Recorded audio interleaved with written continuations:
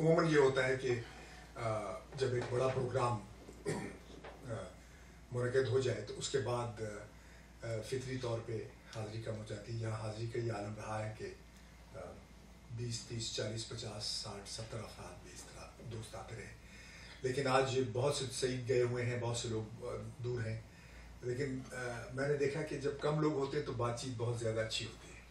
आज हफीज़ काशमीरी साहब का अफसाना है और शौकत फहमी साहब की गज़ल है, और उससे पहले हल्के की रिवायत के मुताबिक रिपोर्ट पेश की जाती है गुज़श्ता प्रोग्राम की। वो रिपोर्ट बन चुकी है।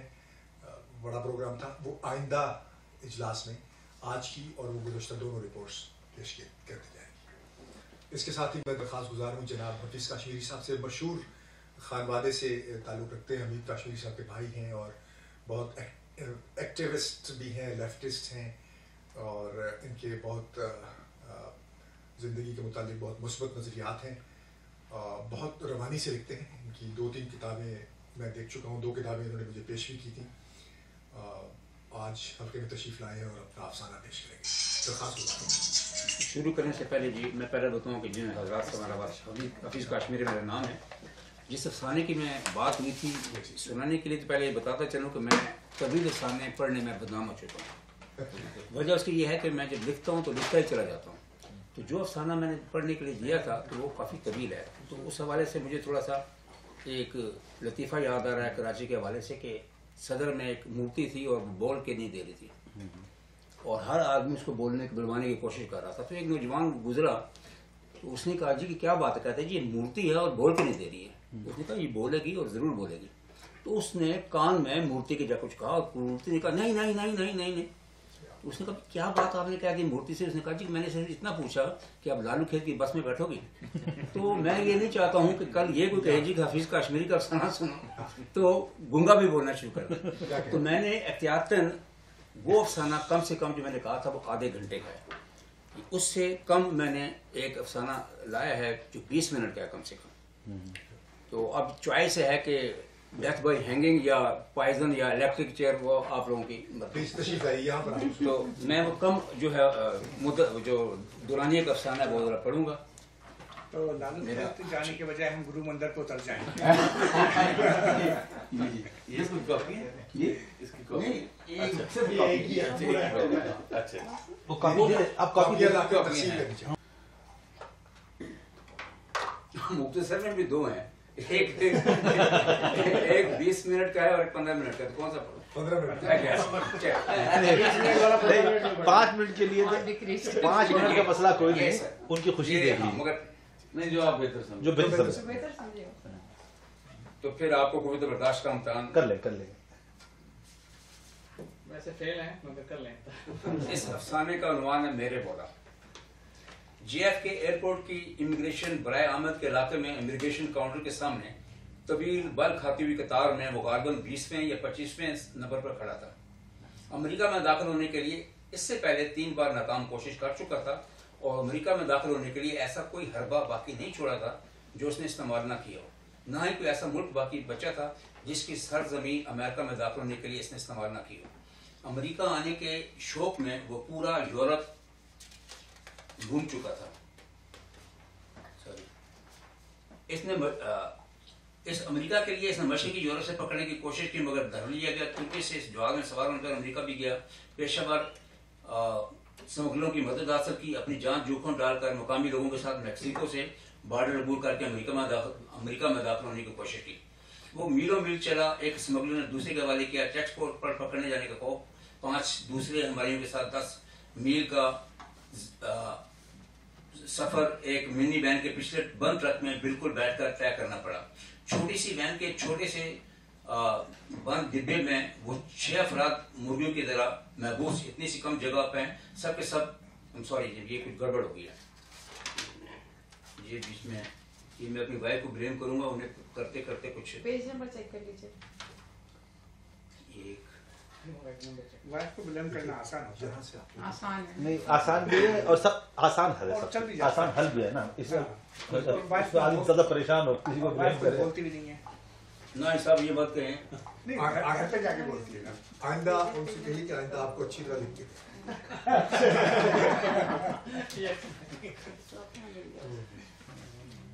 चलिए पूछना। नहीं, मैं ये दूसरे छोटे कोई बात नहीं। ताकि आप लोगों की भी जान छूट जाए जल्दी। नहीं नहीं, ऐसा नहीं। इत्मीनान से इत्मीनान से इस अफसाने का नाम है तगय्युर, ये बहुत कम है। वो यकलख्त हड़बड़ाकर बिस्तर से उठ बैठा, करीबी मेज पर पड़ी टाइम पीस पे जल्दी से लगा दौड़ाई। घड़ी की दोनों सुइयां एक सीधी लकीर की माने नजर आ रही थी।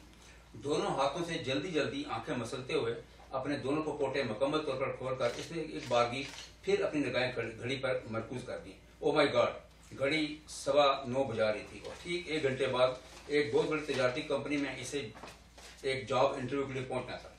वो बिस्तर से उछलकर नीचे ऐसे कूदा जैसे किसी गैबी ताकत ने इसे बिस्तर से ऊपर फजा में उछालकर खुद ब खुद नीचे फेंक दिया।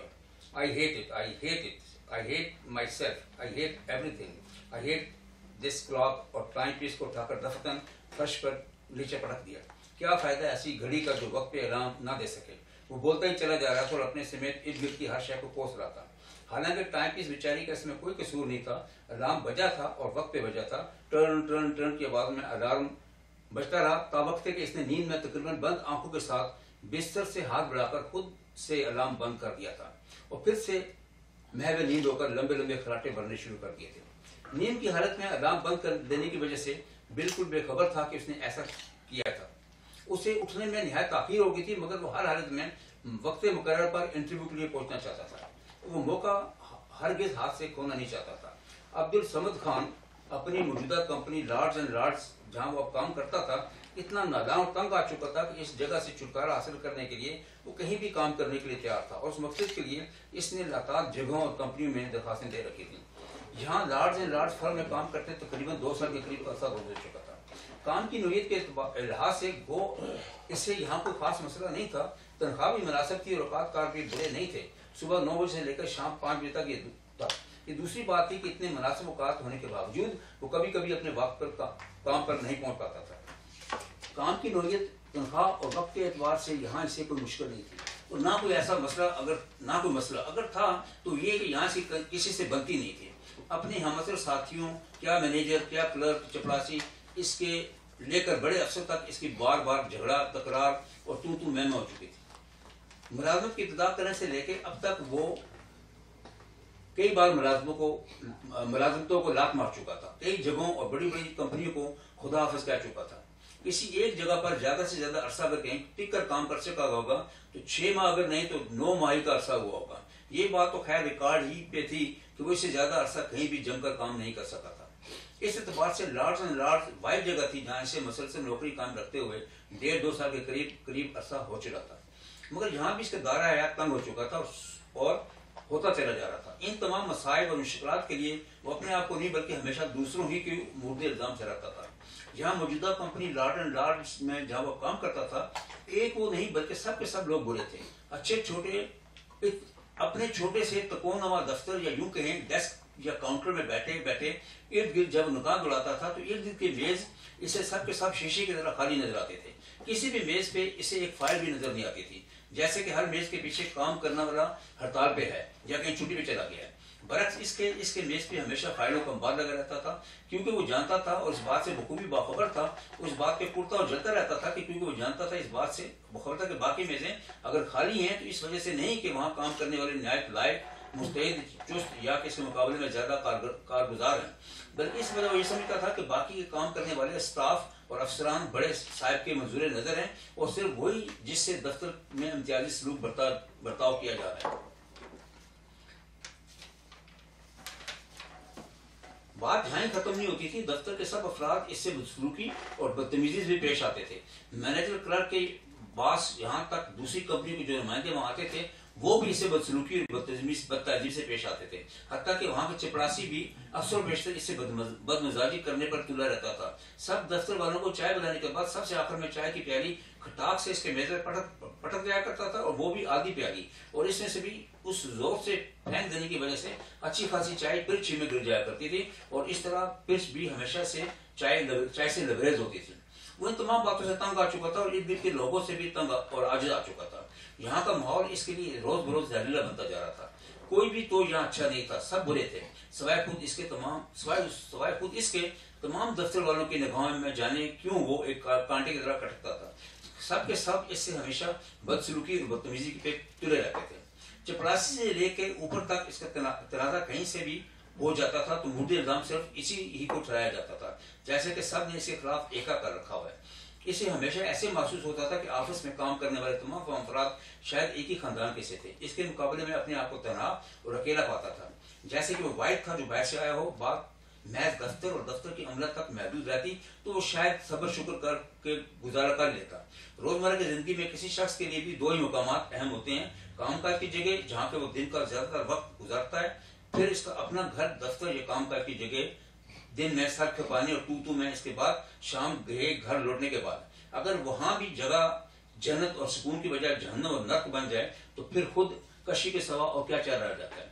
इसकी बीवी भी शायद इसके दफ्तर के खानदान वालों में से थी और इसने भी इनसे एका कर रखा था और दफ्तर वालों की तरह बेगम ने भी घर को झंड बनाकर रख छोड़ा था।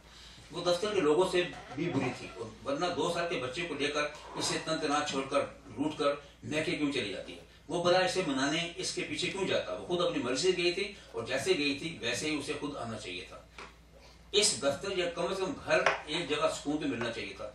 ये सोचकर अब्दुल समद खान ने बाकी बेशुमार कंपनियों के अलावा इस नई कंपनी में भी मुलाजमत की दरखास्त दे रखी थी और खुशकिस्मती से यहाँ से इंटरव्यू लेटर आ गया था। हमेशा की तरह देर तक जागे रहने की वजह से वो आज देर तक सोता रह गया और अब इसे इंटरव्यू पे पहुंचने के लिए बहुत देर हो गई थी। दो दहाकर जल्द घर से निकल जाना चाहता था। इसे इतनी जल्दी थी कि इसके उसान खुता हो रहे थे। अक्ल जवाब दे रही चुकी थी। इसकी समझ में नहीं आ रहा था कि पहला काम कौन सा करे और तैयारी की इब्तिदा कहां से करे। कभी कपड़ों के लिए क्लाजेट की तरफ भागता, कभी बाथरूम की तरफ और कभी तौलिया और शेव करने का सामान हाथ में एक दीवाने की तरह कमरे के अंदर ही चक्कर काटना शुरू कर देता। मौजूदा जगह कंपनी माहौल और यहाँ के लोगों से इतना आजिज आ चुका था कि वो नई कंपनी में इंटरव्यू के इस मौका को किसी सूरत में हाथ से खो देने के मुतराफ नहीं हो सकता था। थोड़ी देर में जैसे तैसे कुछ न कुछ करके वो नहा धो और तैयार होकर कमरे से बाहर निकल जाने के लिए तैयार खड़ा था। कपड़े बदलने के दौरान वो इतना हवास बाख्ता, मुस्तरब और परेशान था कि परेशानी बेहाली में अपनी दोनों टांगे बजाय पतलून के वो बार बार कोट के बाजू में डालने की कोशिश करता रहा था। गलती का एहसास होने के बाद भी होश हवास मुकम्मल तौर पर इसके काबू में नहीं थे और आपकी बात दोनों टांगे पतलून के एक ही पांचे में या फिर दाएं टांग बाएं पांचे दाएं पांचे में डालने की कोशिश करते हुए नीचे फर्श पर गिरते गिरते बच जाता। कमरे से निकलने से पहले आखिरी बार कोर्ट के बाहर दोनों अतराफ की जगहों पर हाथ मारकर यकीनदानी कर ली कि सब कुछ ठीक है। दरवाजे के करीब पहुंचकर अचानक वो सूरत के साथ एक बार रुका, पीछे की तरफ भागा।